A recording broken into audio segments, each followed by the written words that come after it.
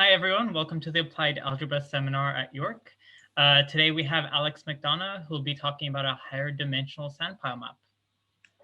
Well, thanks, Aram, and thanks for the invitation. So yeah, I'm going to be talking about a higher dimensional sandpile map. So first I'm going to define orientable arithmetic matroids, which sounds a little bit scary, but the two adjectives here actually make things easier. So you'll see why that's true. I'm going to show the relationship to other combinatorial objects, and in particular graphs, cell complexes, regular matroids. And the reason for that is because I want to define their sandpile group. And I don't know if people here know sandpile group or not, but you don't have to. This is something that's usually defined on a graph, but when I define it on an orientable arithmetic matroid, because of the relationship to graphs and regular matroids and cell complexes, I'm also defining it on all of those things. So yeah, I'm going to define this thing called the sandpile group. I'm going to give a generalized matrix tree theorem. So on graphs, matrix tree theorem gives the connection between the spanning trees of a graph and its sandpile group. So we're going to have something similar for orientable arithmetic matroids, but a little bit more complicated. I'm going to construct a periodic tiling of space, and I'm going to use this to construct bijections, and I put this in quotation marks because they're not bijections. I have two sets that are different sizes, and one gets mapped to another surjectively, and I'm finding something that's like a bijection, but it's like a many to one map. And I'll explain more about what's going on there, but it's going to look like a bijection, but it's not actually a bijection. I'm going to show some pretty pictures. This connects to this periodic tiling of space that gives me a lot of opportunity to show pretty things, which everybody loves in a seminar. And I'm not going to assume any prior knowledge. I think I have that here. No, it's not there anymore. I'm not going to assume any knowledge besides linear algebra, essentially. And I'm also going to do my best to restate definitions and things so that if you forget something I said earlier, it should make sense later. So my goal is that if you zone out for any like 5-minute period, you can come back and understand what I'm talking about later. We'll see how successful that is. A very good Zoom habit. Yeah, thanks. And also, if anybody has any questions at any time, feel free to interrupt and ask or put it in the chat or however you want to do it. But I'd much rather like answer a bunch of questions and not get through everything than like finish everything but not have any interaction with people. So just let me know if there's anything that's confusing or anything you're curious about. So let's start with representable matroids. So in general, you have a matroid as this pair of a ground set E and then some subset of the power set of E. And it needs to satisfy some rules, but I'm not going to explain what those are because representable matroids, there's a very natural linear algebra way to describe what the bases are. So what we're going to do is we're going to start with some matrix. I'm just going to be working with integer matrices. And the columns are going to form the ground set of our matroid. So in this case, V1 through V4 is our ground set. And then the maximal linearly independent subsets of the ground set are going to be the bases. This is exactly what you would call bases in linear algebra. This is why they're called bases in matroids. You take any maximal linearly independent set of columns. So in this example here, any 3 of the columns are going to be linearly dependent, but any 2 columns are linearly independent except for V1 and V4, which you can see because V4 is just 3 times V1. So the set of bases is going to be every pair of columns except for V1, V4. And all the bases are always the same size, and this is called the rank of the matrix. So it's going to be rank 2. Any questions so far? So one thing that we're going to add is basis multiplicity. This is going to give us a connection to like arithmetic matroids. So we have, this is the same matrix as before. We have our information we gathered before, and I'm going to additionally give each basis a multiplicity. So we define this as the GCD of the determinants when we restrict to our basis. So in this example, M of V1, V2, we're going to look at these two columns and we're going to take each determinant. So this determinant is 1, this is -1, this is -2. So the GCD is going to be 1. And then similarly for this, GCD 1. If we do it for V2 and V3, we're going to get -2, +2, and 4. So now we have a GCD of 2. And then we can find that the last two are going to have multiplicity of 3. So these are the multiplicities of all of the bases of our matroid. And I'm going, the way I define it, I'm going to say that this triple is an orientable arithmetic matroid, which I might call an oa-Matroid. I'm a little bit confused. Sure. Why do you call this multiplicity? In the sense that it's not that you have it that many times. Yeah, it's, well, when I give the sandpile, or when I give the matrix tree theorem, it's going to act like a multiplicity of the bases. So it'll make more sense, I guess. Yeah, and in arithmetic matroid language, this is usually the words that you use. And I think that in general, you don't always define the multiplicity as specifically this GCD, but I think there probably is a perspective where calling it multiplicity would make a whole lot of sense.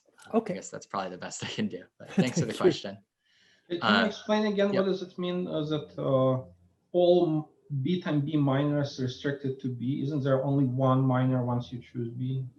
Yeah, good question. So in this case, because the rank of the matrix is smaller than the number of rows, then we're actually looking at 2 by 2 minors. So when we restrict to V1 and V2, this is a 3-row, 2-column matrix. So there's going to be 3 of these 2 by 2 minors. Thank you.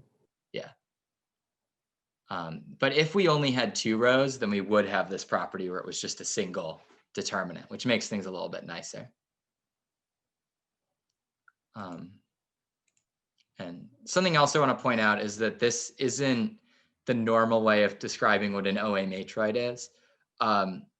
In particular, so Pagaria is the one who defines oa-Matroids pretty recently as a combination of oriented and arithmetic matroids. And usually this multiplicity is defined on all subsets instead of just the bases. But for the things that we're doing now, we really want to define it on just the bases. And this corresponds to a property that Pagaria calls the strong GCD property. And I see there's a thing in the chat. Is that, I don't have it open. Is that a question I should address? Or? No, it's a question being answered. He gives another, Alex, explain a little bit more about multiplicity. Thanks, Alex. Okay, cool, cool. Yeah, the Alex tag team, I guess. Yeah, this is our orientable arithmetic matroid as we're going to define it. This is the object that we're interested in working with.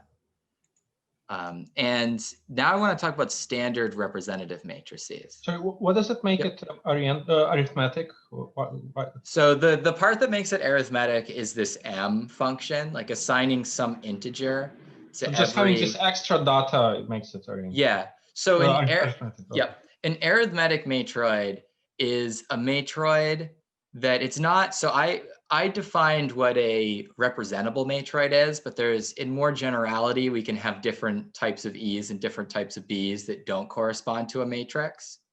And when we have that generality, we can also have different types of multiplicity functions and get these arithmetic matroids that might not be representable by matrices. But if we also have some sign data, and then we require that they satisfy Grossman-Pluker relations, then that gives us orientable arithmetic matroids, which are very closely connected to like stuff that can be represented by matrices. So orientable means that there is a sign. Is that what orientable means? Orientable, yeah, normally an orientable matroid, and there's a lot of work. So arithmetic matroids are a little bit more recent. orientable matroids are and oriented matroids are a very big topic. There's like a big red book written about them. Oh. And so there's some reason that they're even more natural than normal matroids because they all describe these like pseudo line arrangements or something. I need to remember exactly how it works, but there's some sort of sign information given that you can think of as like the sign of the determinants of an actual matrix when we're working with an actual matrix. But in general, there's a few different ways to do it, but this definition kind of hides the sign by saying that it's possible to orient it in a consistent way. And it doesn't actually give what that sign data is because it's all ingrained in our matrix. That might have been a little bit rambling, but the idea is there's orientable matroids, there's arithmetic matroids, and when you put them together, you get oa-Matroids, which act a lot like matrices. No, this was good. Thank you. Cool. So now let me talk about standard representative matrices. So we have all the information from the previous slide at the top, and then we have this matrix M, and I've got a new matrix D. And what we might notice is that M and D actually represent the same oa-Matroid. So they're going to have all of the same bases, and all of the multiplicities are going to be the same. And furthermore, what this means is that if you take the rows of M and you take the rows of D, and you take all of the integer linear combinations of them, these are going to generate the same lattice. So like the same group as a subgroup of Z to the 4 in this case. So these are two properties that we like that say that M and D very much have the same information. And the defining characteristic of D is that it starts with the identity matrix on the left, and then it just has whatever on the right. And because it starts the identity matrix, that means that it's going to be the same number of rows as the rank of the matroid, which is nice because as somebody mentioned earlier, when we have this property to find multiplicities, it's just a single determinant instead of a GCD of a bunch of determinants. So it turns out that if we have a matroid where the first bunch of columns form a basis with multiplicity 1, then we can get a standard representative matrix that satisfies properties 1 and 2. So in this case, V1, V2 is a basis with multiplicity 1. So that's what tells us that we can get this standard representative matrix. And I say unique-ish because we can multiply rows and columns by negative numbers, or not negative numbers, -1 in particular, but that's not really changing the information very much. It's just a sign difference. So that's our standard representative matrices. And these are what we like to work with because it's the nicest way of talking about the information of a more complicated matrix. The next thing I want to talk about is how to connect these oa-Matroids to cell complexes. So I'm going to start with a cell complex. And in this case, we're going to think of this as the boundary of this tetrahedron. So it's just going to be these 4 triangles, but not the part in between. And we're going to arbitrarily choose an orientation. And then we're going to look at the top boundary map. So the boundary map between the facets and the ridges of our cell complex. And by the way, when I say cell complex, I mean simplicial complex, but we're also allowed to have weird boundaries that basically can give you any type of integer matrix as your boundary matrix. Whereas on simplicial complexes like this one, you're just going to have 0s, 1s, and -1s with a certain amount of 0s, 1s, and -1s in each column. So yeah, the rows correspond to edges, the columns are going to correspond to our facets, and this is going to be our matrix partial. So the way that we're going to define the oa-Matroid that we associate with sigma is that it's going to be the oa-Matroid represented by partial here. So this matrix here gives us an oa-Matroid, and that's the oa-Matroid that we care about. And in fact, if you were to look at this example, it's a little bit complicated to figure out what the linear dependence is, but in fact, the first three columns form a basis that has multiplicity 1. So we can also convert it to a standard representative matrix. And in this case, this is the standard representative matrix that we get. So this is going to have the same information as this in some sense. And we can see from this that any three columns are linearly independent, but all four of them together are linearly dependent, which kind of makes sense for this picture that this is so symmetric. We assume that any three of them are going to have the same properties. So this is connecting cell complexes with oa-Matroids. And a graph is a cell complex. So that tells us that graphs have oa-Matroids. And then now I want to talk about regular matroids. So one way that we can define a regular matroid is that it's an oa-Matroid whose multiplicity function is always equal to 1. This is a little bit different than the usual definition of regular matroids, but it ends up working really well for what we want to study. And there's a very classic result that the oa-Matroid of a graph is a regular matroid. This isn't how it's usually stated. Usually you say a graphic matroid is regular, but this ends up being equivalent. And that means that when we work with a graph, we also have this property where the multiplicity is always equal to 1. But this is not true in general for simplicial complexes. So if we choose any basis of a regular matroid or a graph matroid, then it has to be multiplicity 1. So we can rearrange the columns to have that basis come first. And then we start with a basis of multiplicity 1, so we can change that into a standard representative matrix that looks like this. So no matter what, on a regular matroid or a graph, and if we have a multiplicity 1 basis on an arbitrary oa-Matroid, which isn't always the case, but it can be the case even if we don't have all of our bases be multiplicity 1, then we can do the same thing.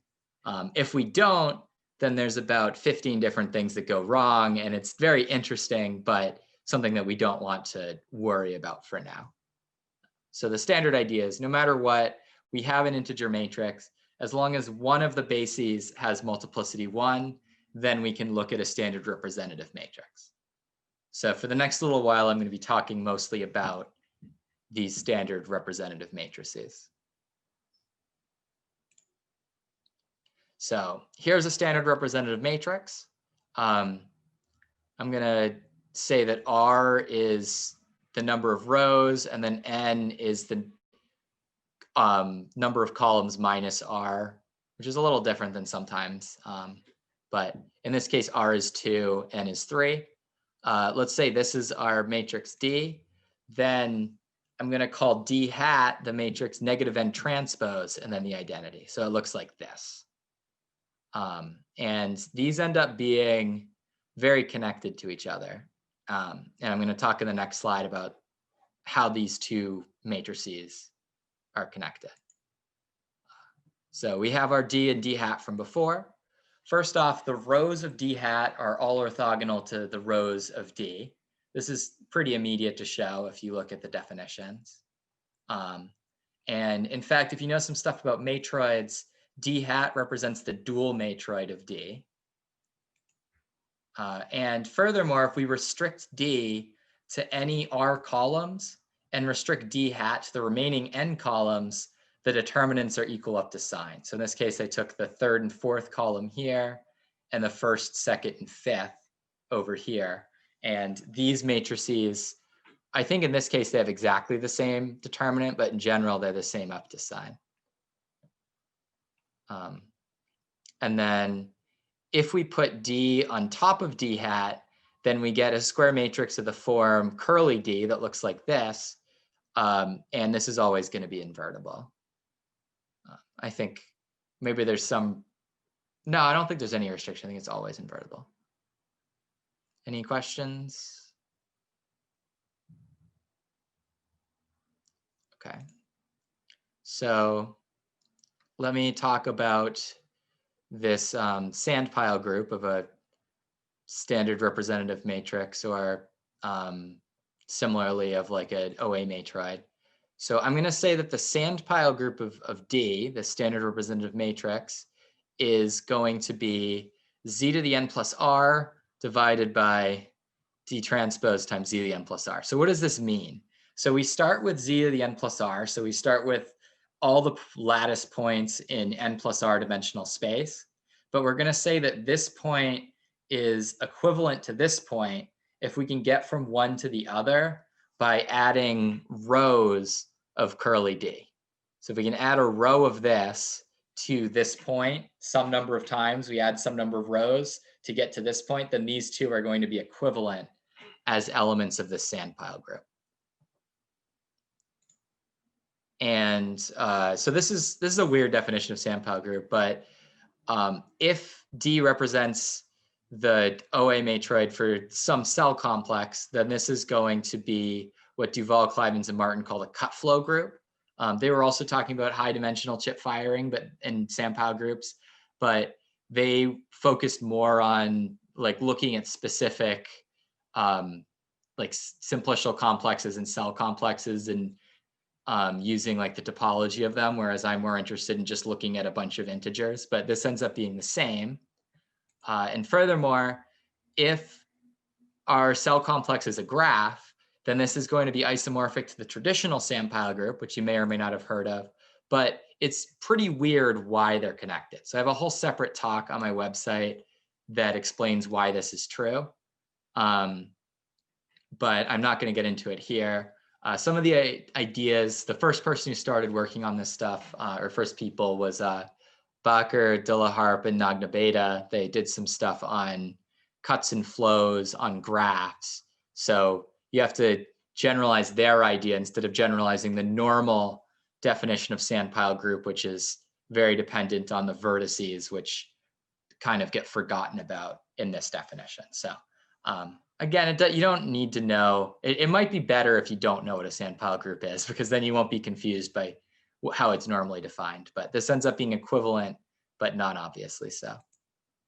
And finally, if D represents a regular matroid, this is isomorphic to the way that it's been defined for regular matroids. So all of these different ways of generalizing sandpile groups is all captured by this oa-Matroid sandpile group. So now let me talk about the oa-Matroid or cellular matrix tree theorem, and I can use this to move on to the normal matrix tree theorem. So we're going to start with a standard representative matrix, and here's the theorem. So the size of the sandpile group is going to be the sum of the multiplicity squared of each basis, as long as it has a multiplicity 1 basis, and we can write it as a standard representative matrix, basically. But yeah, and this was proven by Duval, Klivans, and Martin in a more topological perspective, working with simplicial complexes or cell complexes. But if you take their theorem and put it in this context, this is what it ends up looking like. So let me show you what that looks like on an example. So if this is our D, you'll notice this is a standard representative matrix. Then there are going to be 3 different bases, and their multiplicities are just determinants. And if you add the squares of those determinants, you get 14. And in fact, if you were to use my definition from the previous page and try to find all of the equivalence classes of this sandpile group, you would also get 14. And so when D represents a regular matroid, then all of these multiplicities are 1, and we end up getting equality here between the sandpile group and the bases. Can I ask a quick question? Yeah, of course. How natural it is to just say, like, can we always find a representative where multiplicities are 1 somehow, or does it not cover some of simplicial complexes where you can never find such a thing? Yeah, it's a good question. So you can't, because so what you can do, these multiplicities are connected to the size of torsion groups of certain relative homologies. That's how it was originally written about by Duval, Klivans, and Martin. But what ends up being an effect of this is that if you take, say you take a triangulation of something with non-trivial torsion, so like if you take a triangulation of RP2, which you can do, and that's a valid simplicial complex, then that is going to, there's only going to be one basis or simplicial spanning tree, as you'd put it in the topological perspective. And this is going to have multiplicity 2. So for this particular simplicial complex, you can't possibly put it. You can't get a But you're saying it's for any triangulations, there is only one simplicial tree. For any, yeah, for any triangulation of RP2, because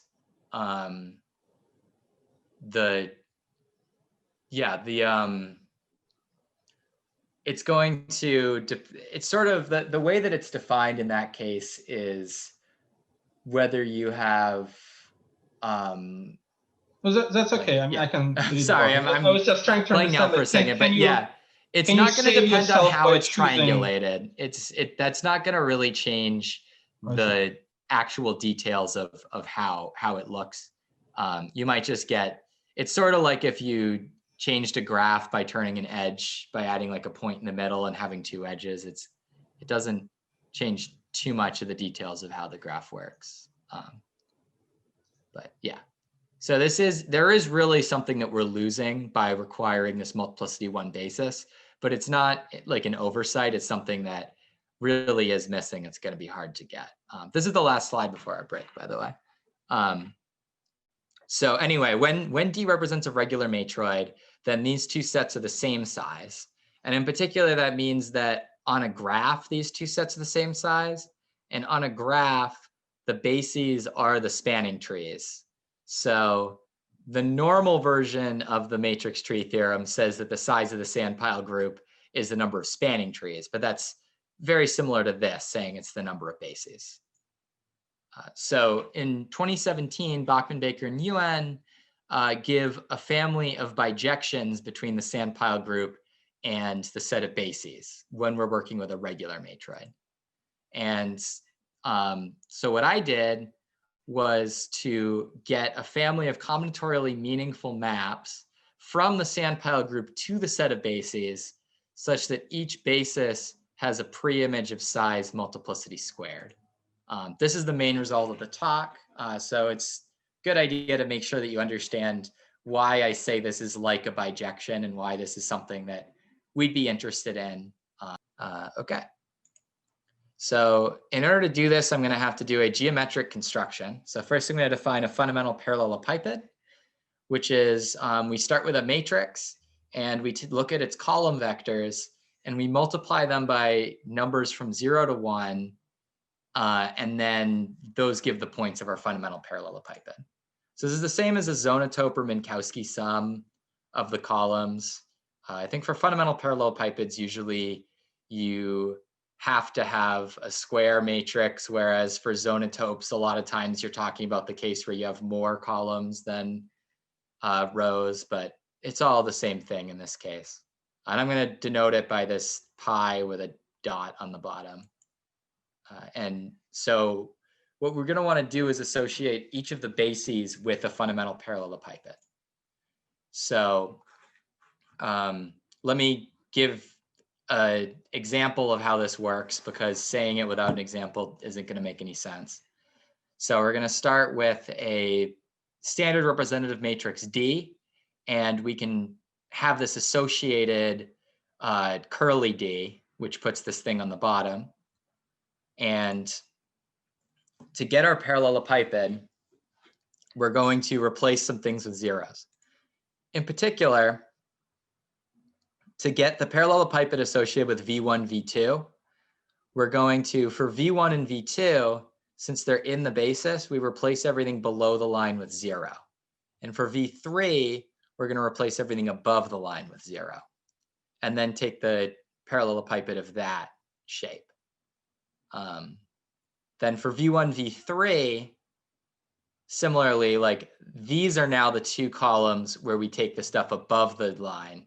And then this is the column where we take the stuff below the line. And so all of these three matrices are coming from this one. We just decide to replace some things with zeros based on what our bases are. Does that sound good to everyone? Any questions? So now that we have these three parallelepipeds, I'm going to define the tile associated with D, which is just going to be the union of these three things. And I made a thing in ticks, but people get confused as to what this actually is. So here's a little video I made so that we can actually see what this looks like. And then we can go back and it'll make sense because you've seen it spinning around, so you don't have to figure out what the perspective is supposed to be. We have these three different shapes that I have in different colors that we're going to join together to make this thing that I called the tile. And so if we look at this now that you have your perspective in mind, this cube at the top is going to be this first matrix, the first parallelepiped. And then the one in the front is going to be the second one. And the one in the back is going to be the third one. And all together, these are going to make our tile. So why am I doing this? Well, I showed that the tile is actually made up of non-overlapping parallelepipeds. They don't, they only intersect at their boundaries. They don't ever have intersecting interior points, which doesn't seem too exciting yet, but it gets a little bit more exciting when I say that, in fact, the translates by the rows of these curly Ds form a non-overlapping tiling of R to the R plus N. So we actually, that's why I call them tiles, is because they tile space. And this was exciting enough that I made another animation to show exactly how this works. It better work. It was good for a second. Here we go. Here's how these things tile space. They fit together. It's a little bit surprising that they would, because they're all concave shapes. But it does always, in this construction, give you a nice tiling. So I could prove it. I think I'm not going to right now. I really like this proof, but it's maybe not the most fun thing to hear about in a talk. Oh, so I'll get back why was to that. there an A there? Why was there what? I'm kidding. I was just about to go through your proof. Oh yeah, why did you put an A there? Oh, like the specific thing. Yeah, I will. I'll get back to that if we have time, maybe, if people are interested. I really like the proof. It basically follows just from the orthogonality. So the part that I write out in full of the proof is just that they don't overlap. And that actually, you don't need the precise structure that I gave before. You need anything where the top bunch of rows and the bottom bunch of rows are orthogonal. And you also don't need to just use parallelepipeds. You can use like fans that go out as far as you want. And that's something that I'm still wondering if somebody's going to be like, oh, this is just a case of blah, blah, blah theorem. But for now, nobody's done that. So I can keep saying that I discovered it. But anyway, what are we doing again? I told you about these pretty tilings and showed you some animations, but that wasn't that didn't seem to have anything to do with the question we were trying to solve. So we have a standard representative matrix and an oa-Matroid, and we have our sandpile group. And what we want to do is we want to find a map from the sandpile group to the bases such that the pre-image of every basis is its multiplicity squared. And so the thing about the tiling result is because we are translating by rows of curly D, and that's exactly what gives us our equivalence relations in the sandpile group, we can actually just look at one copy of the tile, and the points in that are going to sort of determine all of the points in the sandpile group. But there's a little bit of weirdness at the boundary, where if you're on one side of the boundary and like the opposite side of the boundary, you could actually be the same point in the sandpile group. So what we do is choose a generic direction to shift the points in and say that we only consider the points where if we go in that direction, then they fall within the tile.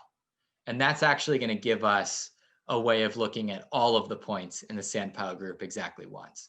Again, this is, I guess not again. For the first time, I will say that this would make a lot more sense on the next slide where I have an example, but these are just words. Maybe we can go back to the words after the example if you want.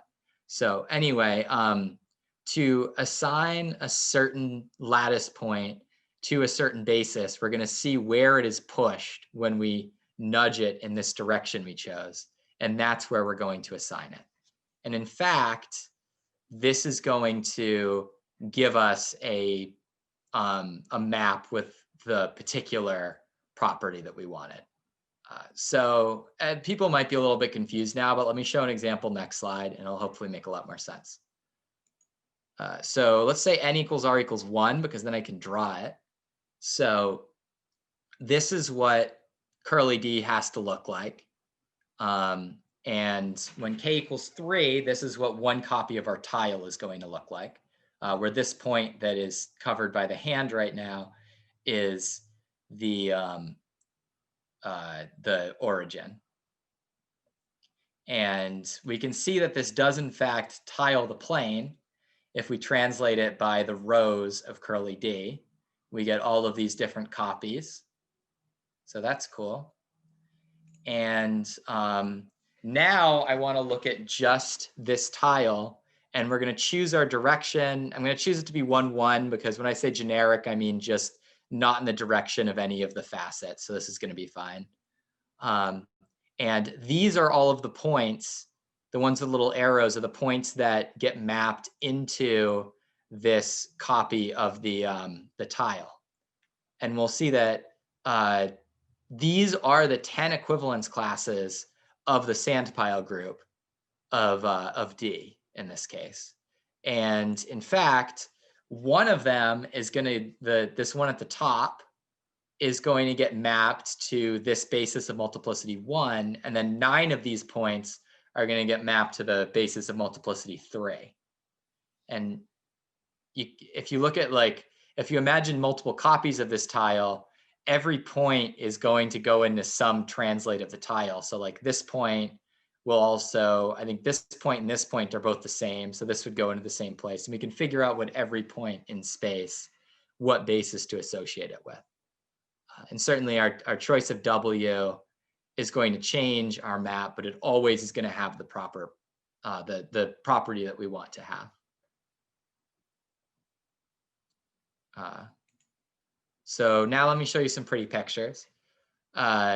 So because of the structure of D, we can also tile R to the R or R to the N instead of R to the R plus N. This basically comes from the fact that every element of the sandpile group you can write where either its last N entries are all zeros or its first R entries are all zeros. For this reason, people who studied this before me a lot of times were looking at one of these two things, but I think looking at R to the R plus N gives a little bit more of a picture. But with the smaller ones, we can actually draw them.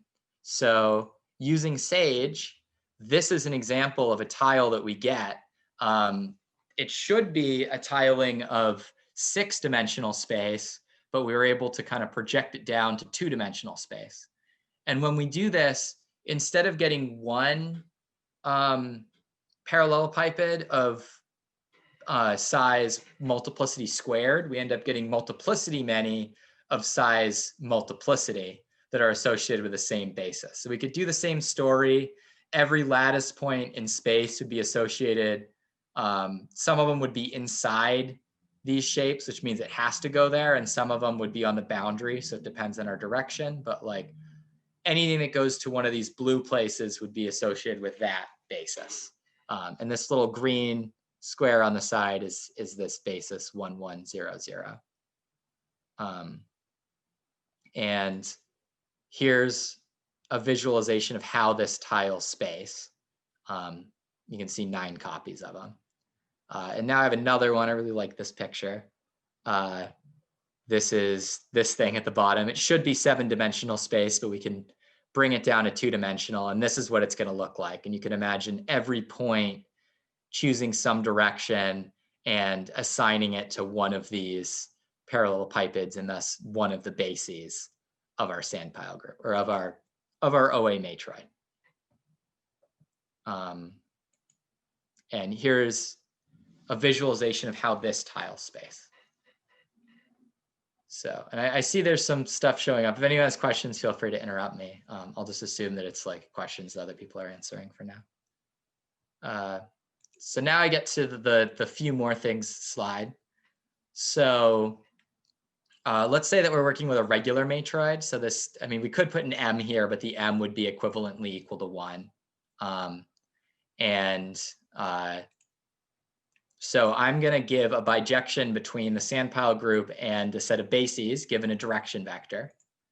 And Bachman, Baker, and Yuen give a bijection depending on a choice of acyclic circuit and co-circuit signatures. And their construction, so that they use a geometric construction, but it looks very different. And they also define the sandpile group a little bit differently, but it ends up being equivalent. But it turns out that my map and the Bachman, Baker, Yuen map are both the same. And some choice of direction vector and some choice of signatures, these both correspond to choosing a chamber of a certain hyperplane arrangement.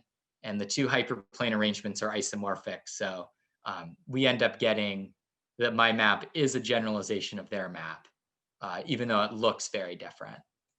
And I also was interested in this case, and I still am interested in the case where we don't have a multiplicity 1 basis.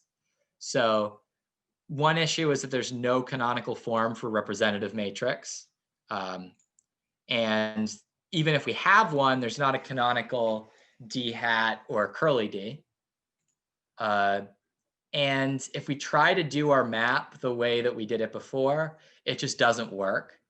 But if we work with the transpose, so if we work with a thing that's generated by columns instead of rows, then my theorem does generalize. So I think that that might be like the interesting thing to look at.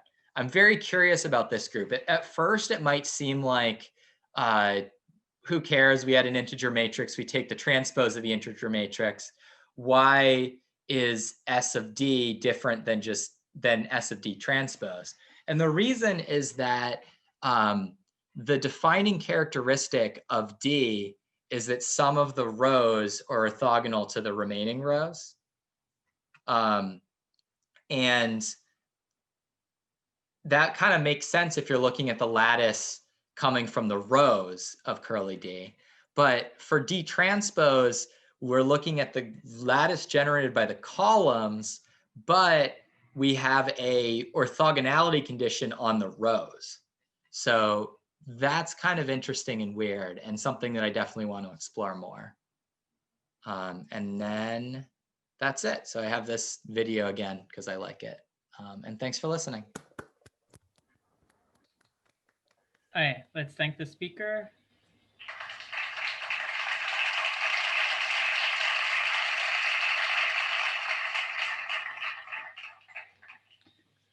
Are there any questions?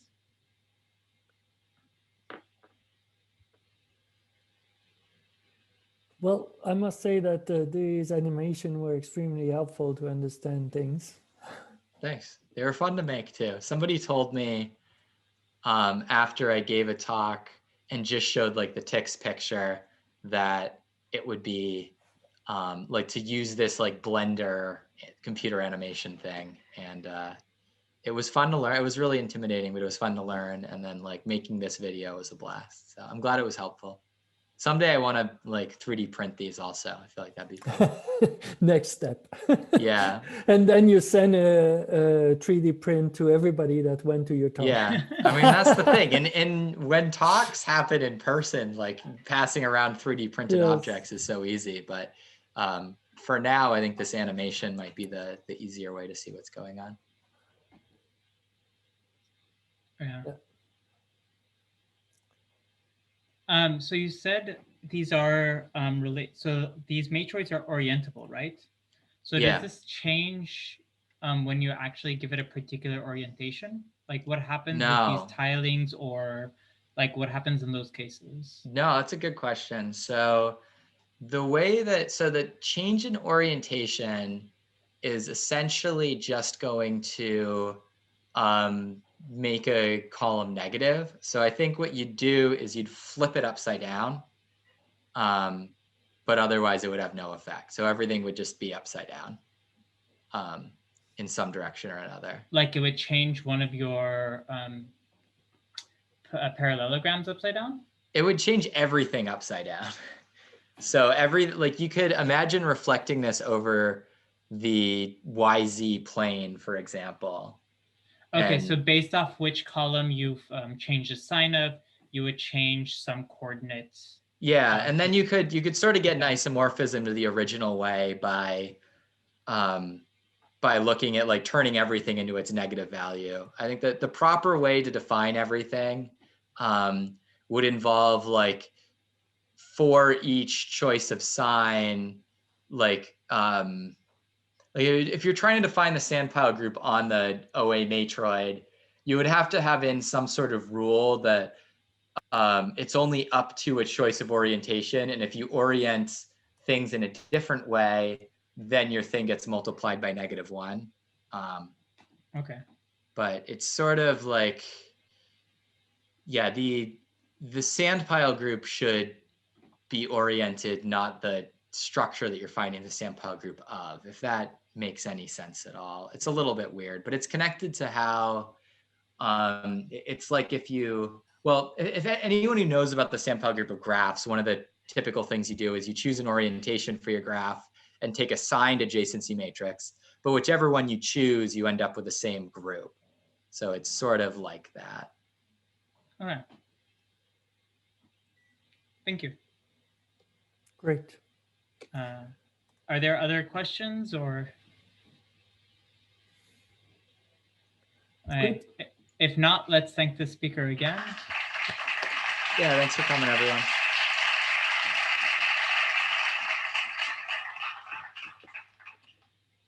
All right. Thank you so much for the talk. Yeah, thanks for the invitation. Yeah, it was a good talk. It was fun. I'm glad you liked it. I'm going to stop the recording now until, or do you Yes. want to stop it? Yeah, here's some sources if you're curious about sources. I guess you can. Let me just record all the sources. Yeah, make sure you get those on there. You can look carefully at this proof, but Yeah, right. like It's several recorded, steps. so you can always hit pause. And see Yeah, exactly. Yeah, It's just done. Okay, figure out now I what's going stop. on here.